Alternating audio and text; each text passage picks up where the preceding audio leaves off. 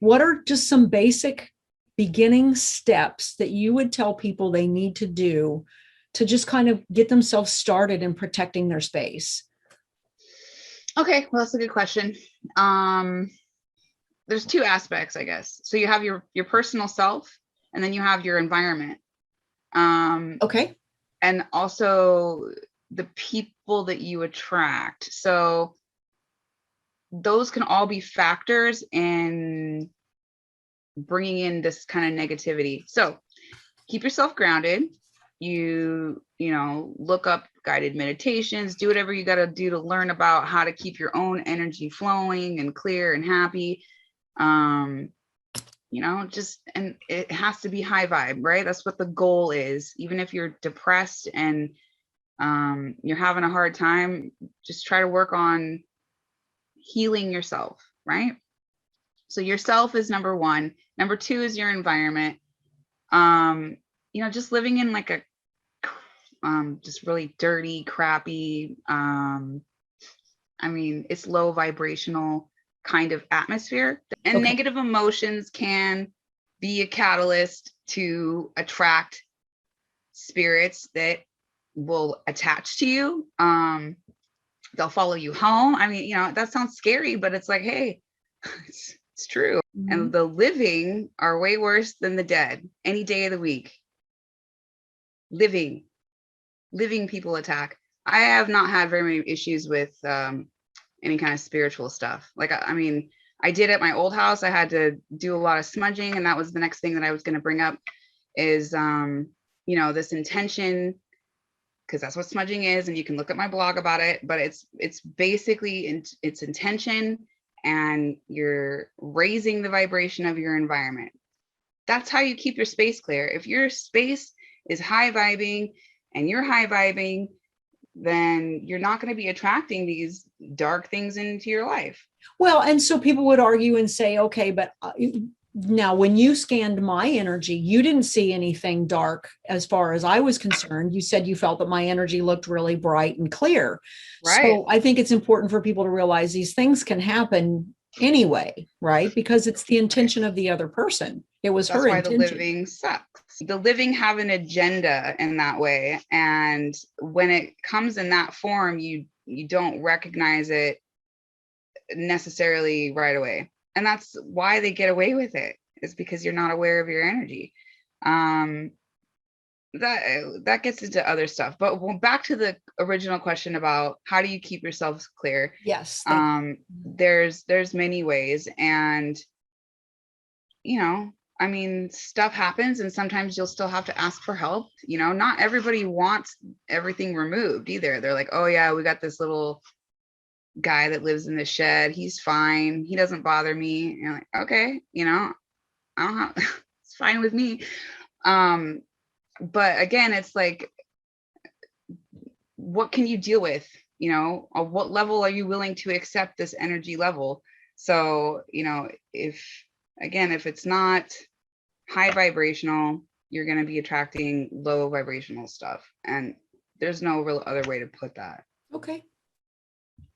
So smudging, grounding, chakra clearing, these are the things that I recommend to the clients every time.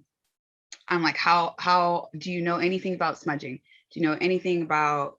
Well, and it doesn't even have to be smudging. I think, because we've talked about this before, smudging is an option, right? But it's like, for me, I don't like the smell because it causes, I sneeze and everything else. And but I love burning candles. That's my intention. It's intention. There's so many things you can use. If you don't like sage, use Palo Santo.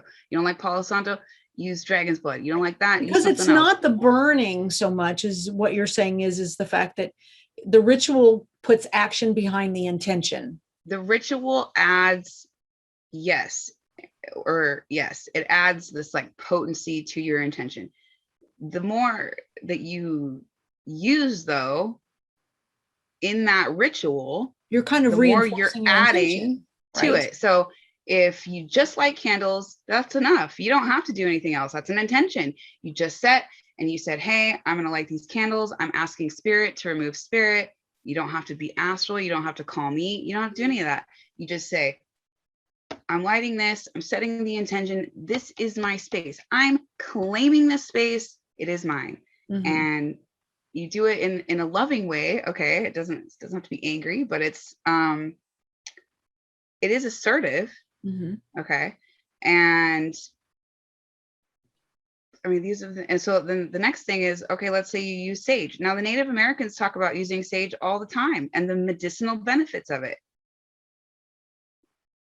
That adds potency to your intention. Sure. Does it do something to your physical environment? Maybe. I'm not sure about all the science behind what's in sage, but they talk about having medicinal properties. Is that raising the vibrations of your space? Yes, it is. So is it adding to that intention? Yes, it is.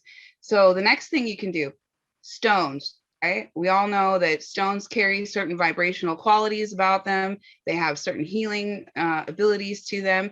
And when you add that on top of sage candles and whatever else you wanted to use, you're adding even more. Okay. So just saying, intention is important, and that is the most important thing. But doing your homework and figuring out what works for you, right, because it is unique best to the person. Yeah, you bet. Right. So I've had lots and lots of people say they don't like the smell of sage. I'm like, I'll have a return client, bless her heart. She's like, my husband hates it. I'm like, okay, I totally get it, right? Try something different. Use the Palo Santo, use the dragon's blood. All of these things have, these kinds of like cleansing and protective types of qualities about them. So that when you use it, it raises the vibration. It smells better. It's happier. It's lighter, you can use music even, it's like if you've got music is great, absolutely. It's whatever resonates with you. I know one of the things that I like to imagine is that there's a tent over my property.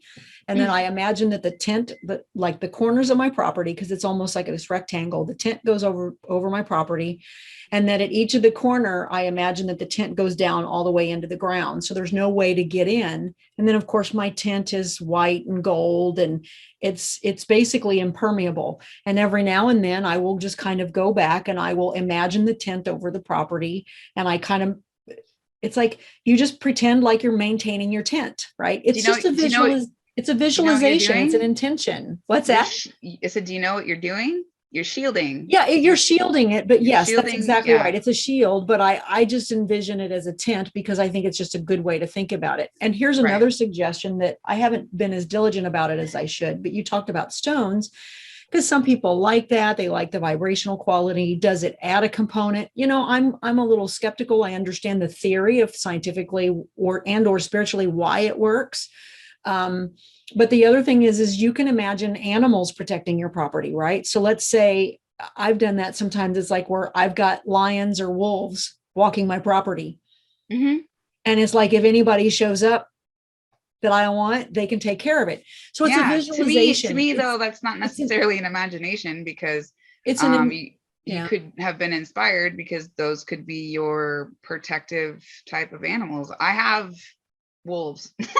It's like I've talked with lions, it's like they're out there. Those are actual astral things. So, and that's the whole point of even animal magic, right? For people who, we hear of shamans and indigenous tribes or old cultures. It's like bringing in the energy of an animal because it has characteristics. If you think of a lion or a tiger, a jaguar, a wolf, they're powerful, they're strong, they're protective.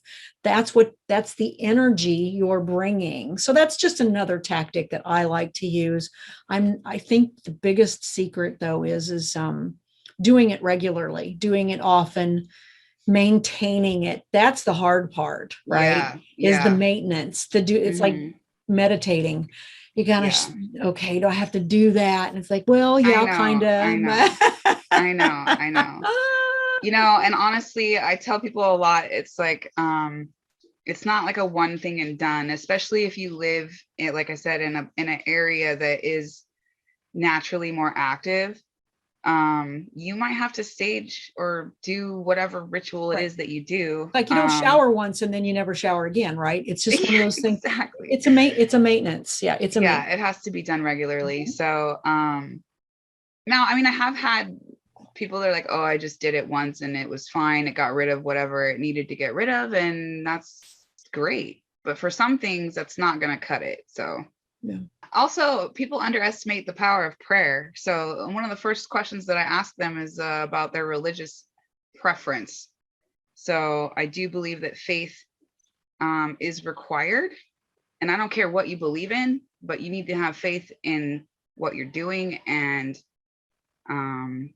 True. kind of what I'm doing. You know, it's like if you ask me to remove something, it's like if you don't have faith that I got rid of it for you, you know, it's that fear, I guess, is really kind of what Well, ends that's the up intention behind it again. It's now you've added the right. wrong intention to it. Yeah. And yeah, so when you have faith in things and you feel protected by some higher power, that does keep you protected, in my opinion. No, in mine as well. Yeah, in mine as well. There, Yeah. yes, we can pray, we can have faith, we can ask spirit to help us, but at the same time, their role is only so far, right? We have to be proactive as well, right? I, Right. I can pray for God to heal me all day long, right?